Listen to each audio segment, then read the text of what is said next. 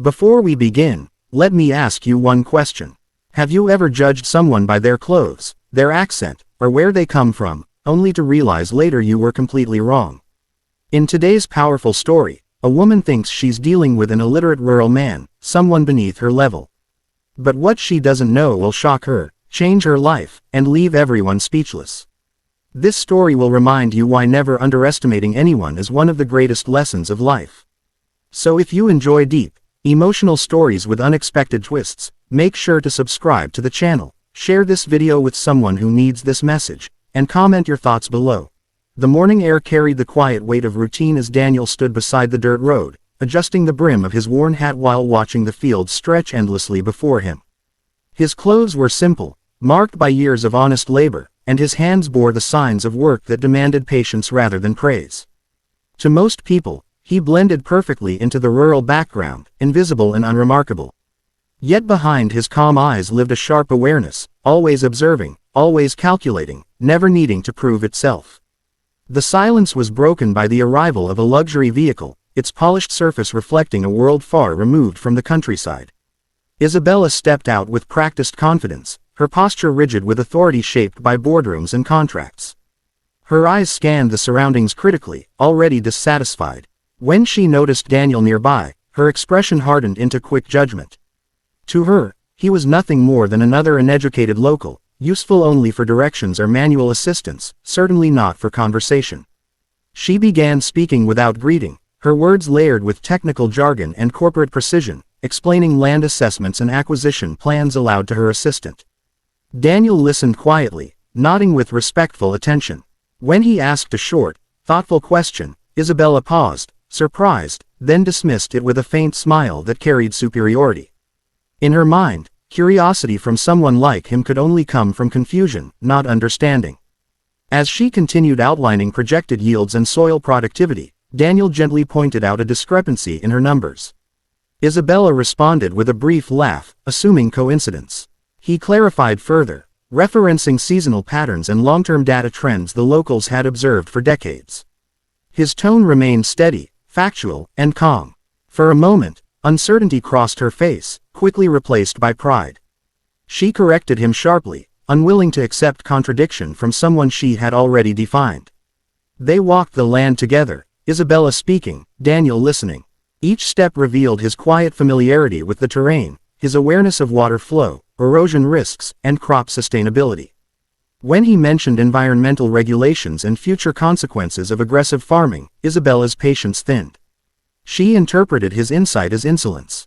Her responses grew colder, her posture more rigid, reinforcing the invisible wall she had built between education and experience. By the end of the inspection, Isabella felt irritated without fully understanding why. Daniel had not challenged her authority openly, yet his presence unsettled her confidence. She left believing she had maintained control, unaware that the first crack had already formed in her assumptions. Daniel watched her car disappear down the road, his expression unchanged, knowing from experience that truth rarely demands immediate recognition, only time. The following days brought repeated encounters that neither of them could avoid.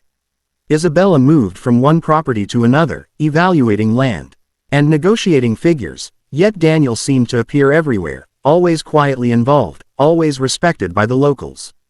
Farmers paused their work when he spoke, listening carefully to his suggestions. They trusted him without hesitation. Isabella noticed this dynamic and felt an uncomfortable tension grow within her, as if the ground beneath her authority was slowly shifting. During one meeting, a heated discussion arose over water rights and irrigation planning.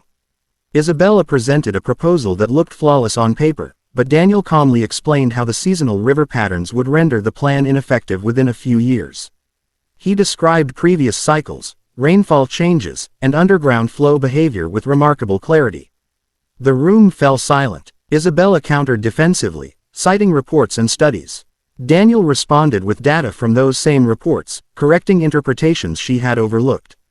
Murmurs spread among the attendees, not in mockery, but in admiration.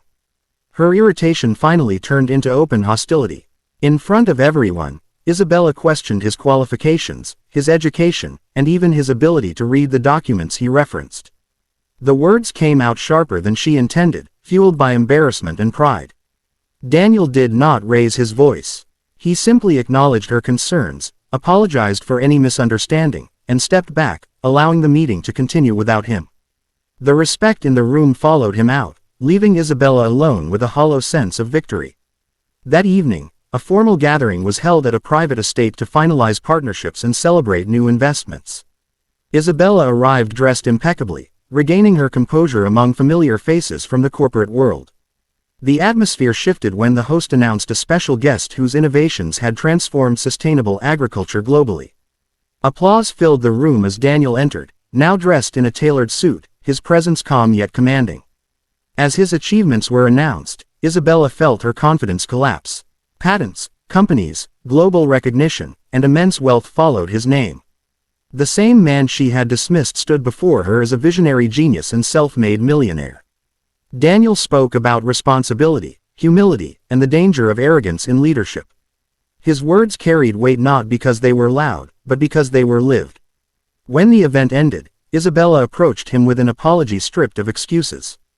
Daniel listened, then gently reminded her that intelligence without respect creates blindness, and education without humility limits growth. He accepted her apology, not as triumph, but as closure. In the months that followed, Isabella changed. She learned to listen before judging, to see beyond appearances. Daniel returned to the land, content in purpose. The lesson remained, powerful and unforgettable.